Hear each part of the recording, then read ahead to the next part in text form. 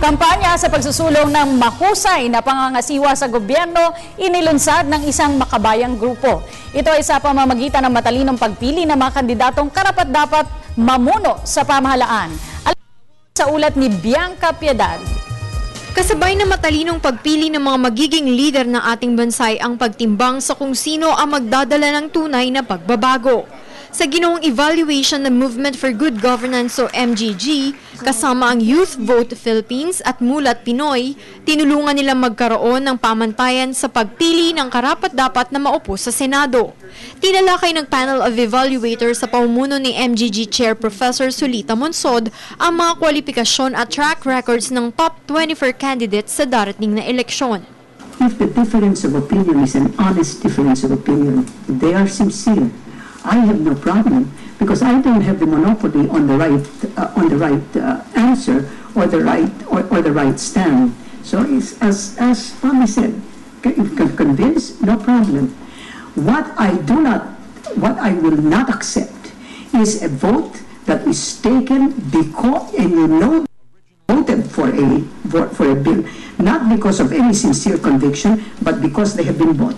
Ang pangunahing mga batayan sa pagpili ng kandidato ang naipakita ng effectiveness, empowering at ethical leadership.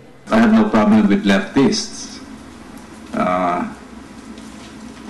I grew my goatee in 1969 because I idolized Ho Chi Minh.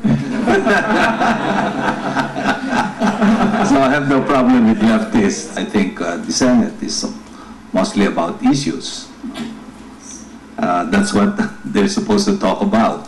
They're not executives. Hinikayat din ng samahan na gamitin ng kabataan at ng lahat ng botante ang MGG 2013 scorecard para sa matalinong pagpili ng mga kandidato. Sa pamamagitan ng scorecard na makikita rin sa kanilang website na www.mggphilippines.com, masusukat ng mga botante kung sino ang tamang iluluklok sa public office. As far as I am concerned, anyone who is a member of a political dynasty already violates empowerment because a political dynasty,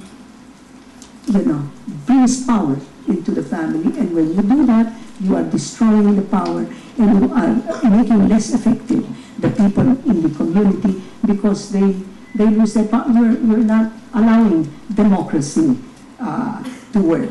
Nagsimula at nagtapos ang programa sa pamamagitan ng isang mock elections, kung saan makikilatis ng panel kung nagbago ba o hindi ang pamantay ng mga nakapakinig sa advokasya ng Timbangan 2013 sa pagpili ng kanilang iboboto.